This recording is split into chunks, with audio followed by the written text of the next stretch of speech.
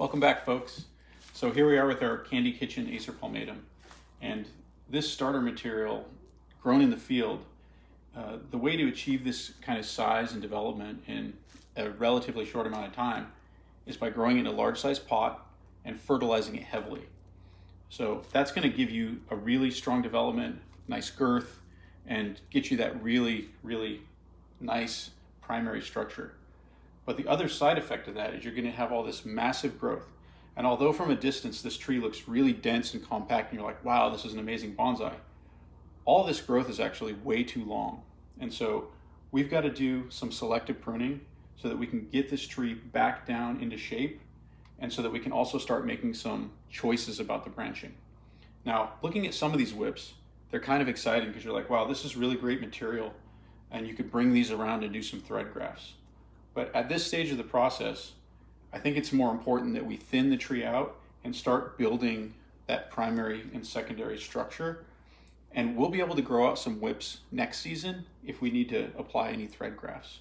So this is a little bit boring. I'm probably going to set up a time lapse here, but all I'm going to do is go through the tree and start pruning all of this elongated growth back so we can get back to the basic structure, and then we can start making some serious decisions.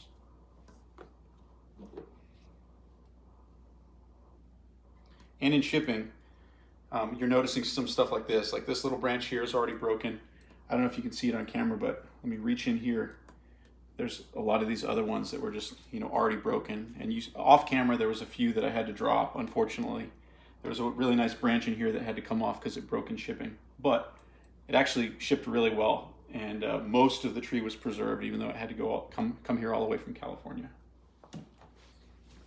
The one other thing that I'm thinking, I don't know if y'all are as psychotic about propagation as I am, but I'm looking at all this and I'm saying, wow, maybe I should just wait through spring and then I can take a bunch of cuttings off this tree.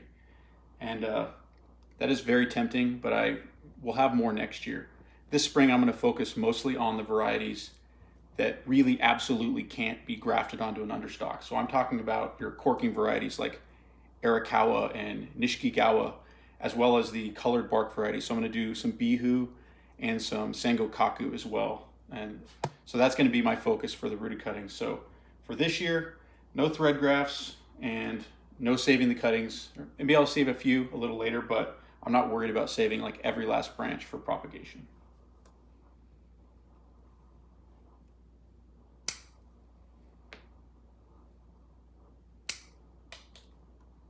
One other thing to note is, because this tree was grown so vigorously in the field by Ed Clark, it was really heavily fertilized and it's got a lot of strength built up. So this thing is absolutely popping at the seams with energy, and come spring, it's going to be ready to grow.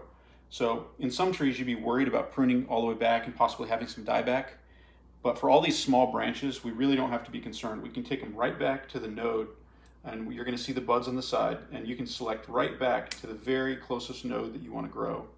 And you shouldn't have any concern of having any dieback on these smaller branches. Use your pee. I'm keeping that in. Yes.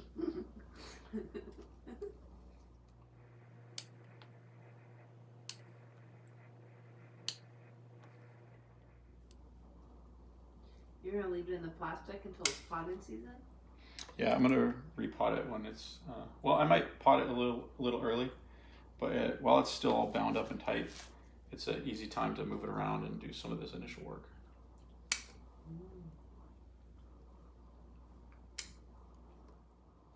You're gonna clean all that up? Eventually. I hope you guys like the commentary from my wife in the background. As I'm doing this, that also reminds me, go ahead and feel free to ask any acerpalmatum questions in the comment section, and I'll be sure to either overlay those onto one of the upcoming videos or make sure that I cover it.